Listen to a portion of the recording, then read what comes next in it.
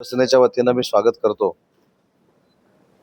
गेल्या 8 दिवसापूर्वी माननीय शिवसेनेचे मुख्य नेते राज्याचे उपमुख्यमंत्री आदरणीय एकनाथ शिंदे साहेबांनी संपर्क मंत्री म्हणून माझी नाशिकला नियुक्ती केली आणि त्याच्यानंतर मी ऑनलाईन देखील या पदाधिकाऱ्यांशी बोललो आणि आज 2 लोकसभा मतदारसंघाच्या फक्त पदाधिकाऱ्यांची बैठक आम्ही आयोजित केली होती। त्याच्यामध्ये नाशिक लोकसभा मतदारसंघ आणि आता संध्याकाळी दिंडोरी लोकसभा मतदारसंघ अशा 2 मतदारसंघाची बैठक दादांच्या उपस्थितीमध्ये आणि आमच्या सगळ्याच नेते मंडळींच्या उपस्थितीमध्ये आम्ही आयोजित केलेली आहे। अगदी गटप्रमुखापासून जिल्हा प्रमुखापर्यंत सगळीच्या सगळी पदं भरली गेली पाहिजेत ही माननीय एकनाथ शिंदे साहेबांची भूमिका आहे। तोच संदेश घेऊन आज मी या बैठकीला उपस्थित होतो। आज ही जिल्ह्याची जी बैठक झाली किंवा लोकसभेची जी बैठक झाली, दोन्ही लोकसभांच्या बैठका झाल्या, ही जिल्ह्याच्या ठिकाणी पहिली आणि शेवटची बैठक आहे। त्याच्यानंतर प्रभागनिहाय, तालुकानिहाय, विधानसभा मतदारसंघनिहाय आम्ही सगळे पदाधिकारी नेमलेले आहेत की नाही, BLAची नेमणूक झाली की नाही, जिल्हा परिषद पंचायत समितीला सामोरं जात असताना प्रत्येक जिल्हा परिषद गटाची पंचायत समितीची आमची परिस्थिती काय आहे, पक्ष संघटनेची, या सगळ्यावर आम्ही लक्ष देणार आहोत। आणि मला असं वाटतं की आजचा उत्साह बघितल्यानंतर अजून एक बैठक शिल्लक आहे, पण मी नक्की एवढंच सांगेन की शिवसेनेचे पदाधिकारी अतिशय ताकदीनं दोन्ही लोकसभा मतदारसंघामध्ये काम करतायत। शासनाची ताकद असेल, आमचा संपर्क असेल, आम्ही पुढच्या जिल्हा परिषदेच्या पंचायत समितीच्या निवडणुकीच्या निमित्तानं वाढू आणि कुठच्याही परिस्थितीमध्ये नाशिक जिल्हा परिषदेवर शिवसेनेचा भगवा फडकला पाहिजे यासाठी आम्ही प्रयत्न करू। नाशिक जिल्हा परिषदेमध्ये देखील महायुती करूनच आम्ही सामोरं जायला तयार आहोत। त्याच्यामुळे काय स्वबळाचा नारा द्यायला काय मी इथं आलो नाही, परंतु प्रत्येकाला प्रत्येकाचा पक्ष वाढवण्याचा अधिकार आहे। त्याच भावनेतनं शिवसेना पक्ष हा पूर्ण ग्रामीण भागामध्ये वाढला पाहिजे ही भूमिका घेऊन आम्ही काम करणार आहोत। यासाठी आजच्या बैठका होत्या। अजून एक अतिशय नाशिकसाठी मोठा कार्यक्रम मुख्यमंत्री महोदयांच्या अध्यक्षतेखाली होतोय आणि त्याचं नाव आहे कुंभ उद्योग संमेलन। आणि त्याच्यामध्येच 3 वर्षापूर्वी आम्ही जो जिल्हास्तरीय उद्योग परिषदेचा कार्यक्रम सुरू केला होता, त्याच्यातल्या 14,000 कोटी इन्व्हेस्टमेंटचे MOU आज आम्ही नाशिकमध्ये करणार आहोत, माननीय मुख्यमंत्र्यांच्या उपस्थितीमध्ये करणार आहोत। आणि मला सांगताना आनंद होतोय की जसं आम्ही डावोसला जाऊन MOU करतो तसं महाराष्ट्रातल्या उद्योजकांना देखील रेड कार्पेट पाहिजे म्हणून आम्ही हा कार्यक्रम 3 वर्षापूर्वी सुरू केला। मागच्या वर्षी देखील नाशिकने याच्यामध्ये 142 सामंजस्य करार केलेले होते। 2026ला 314 सामंजस्य करार आपण करतोय। मागच्या सामंजस्य करारापैकी 73% सक्सेस आम्हाला मिळालेला आहे। 2014 मध्ये 169 MOU आम्ही केले, त्याच्यातला सक्सेस आम्हाला 77.51% मिळालेला आहे। आणि 2026ला आम्ही 14,015 कोटीचे सामंजस्य करार करणार आहोत आणि त्याच्यातनं सुमारे 35,000 लोकांना रोजगार प्राप्त होणार आहे। त्याच्यामध्ये देखील आमचा सक्सेस रेट हा 75 ते 80% राहील। हा मी जिल्हापुरता मर्यादित सांगितला, परंतु महाराष्ट्र हे परकीय गुंतवणुकीमध्ये 1 नंबरचं राज्य आहे। आपल्याकडचे जे MOU झालेले आहेत त्या MOU मध्ये महाराष्ट्र देशात सगळ्यात पुढे आहे। आम्ही जवळजवळ 75 ते 80% MOU वर अंमलबजावणी करतोय आणि हे पुराव्यानिशी आम्ही सिद्ध करून देऊ शकतो। नाही, पहिली गोष्ट अशी आहे की आपल्या लेखी ते अपयश असेल, परंतु उठाव केल्यानंतर या 3.5 वर्षानंतरच्या या निवडणुका होत्या। एकतर आपल्या सगळ्यांना माहिती आहे की तुमच्याच माध्यमातून आम्ही बघत होतो, तुमच्या माध्यमातून आम्ही ऐकत होतो की आमच्यावर कशा पद्धतीने UBTने टीका केलेली होती।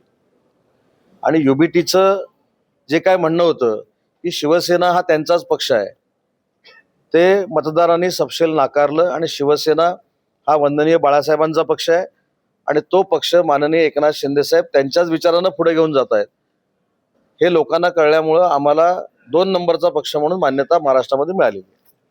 लोकसभेला तो चालू होता, महापालिकेला तो चालू होता, तुमचा मित्र पक्ष भाजप आता तुम्हाला शेवटच्या क्षणापर्यंत ताटकळत ठेवतो, ऐनवेळेवर इंगित होतो। लोकसभेला त्याचा फटका तुमच्या पक्षाला बसला, महापालिकेतही बसलेला आहे। मग त्याच भाजपसोबत ते म्हणताय की पुन्हा जिल्हा परिषदेतला आम्ही एकत्र लढणार, एकला चलोचा नारा नसणार, स्ट्रॅटेजी काय आहे तेव्हा? नाही, मी तुम्हाला असं म्हटलं की महायुतीनंच आम्हाला निवडणुका लढवायच्या आहेत, परंतु प्रत्येकाला प्रत्येकाचा पक्ष मोठा करण्याचा हा 100% अधिकार आहे.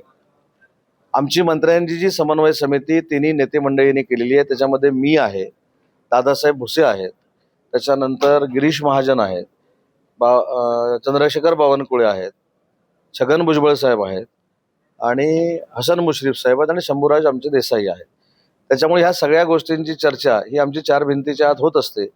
भविष्यामध्ये अशी कार्यकर्त्यांमध्ये कटुता राहणार नाही किंवा पदाधिकाऱ्यांमध्ये कटुता राहणार नाही याची दक्षता समन्वय समिती म्हणून आम्ही घेतोय आणि त्याची बैठक कालच मुंबईमध्ये झालेली आहे. परंतु निवडणुकीच्या तोंडावर युती सोडली जाते. अगदी तुमची तयारी असली की नाही, याची सगळी चर्चा आमची समन्वय समितीमध्ये झाली. जी समन्वय समितीमध्ये काय काय चर्चा झाली ही काय प्रसारमाध्यमांकडे द्यायची नसते, पण या सगळ्या गोष्टीवर आमची समन्वय समितीमध्ये चर्चा झालेली आहे. नक्कीच समन्वय समिती होती. त्या समन्वय नव्हता असं आपण म्हणून आम्ही काय पदाधिकाऱ्यांना खालच्या दोष देत नाही. पण आता ही जी निवडणूक झाली त्याची पुनरावृत्ती भविष्यामध्ये होऊ नये यासाठी काल आमची पहिली बैठक झालेली आहे. कसं आहे की जे मला माहिती नाही त्याच्यावर आपलं मत सुरुवातीलाच प्रकट करणं योग्य नाही, पण मी इथं संध्याकाळपर्यंत आहे. संध्याकाळी जायच्या अगोदर मी तुम्हाला या बाबतीचा खुलासा करून जाईल. पक्ष म्हणून भूमिका काय? हिंदी सक्तीची माहिती तर घेतो साहेब, सक्तीची व्हावी की तर नाही? माहिती तर घेतो. आधी माहिती तर घेतो. हिंदीची परीक्षा सक्तीची केली का, कशासाठी केली, त्याच्या मागचा उद्देश काय, माहिती तर घेतो. सरकारमध्ये समन्वय नाही का?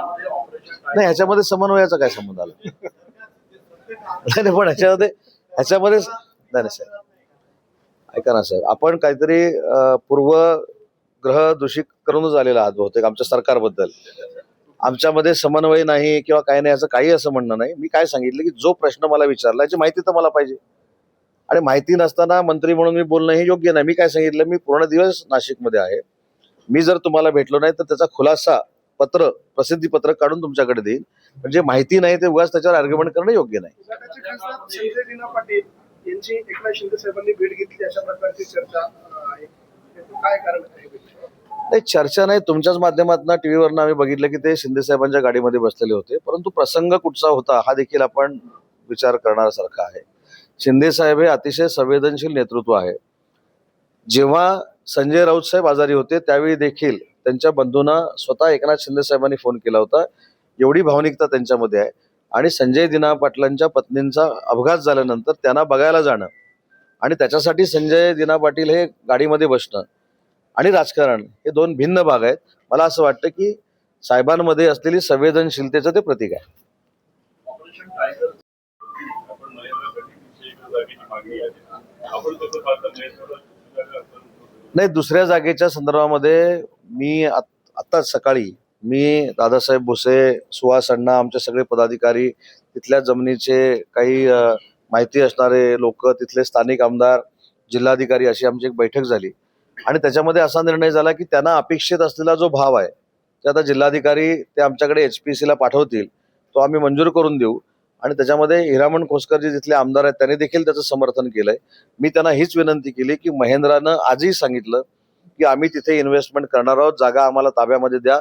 महिंद्रा कुठेही निगेटिव्ह नाही, परंतु आता तिथल्या स्थानिक लोकांनी आणि विशेषतः जी असोसिएशन्स आहेत, आपली इंडस्ट्रियल असोसिएशन्स आहेत, ती हक्कानं आमच्याकडे मागणी करायला येतात. हक्कानं आम्ही त्यांची कामं करून देतो.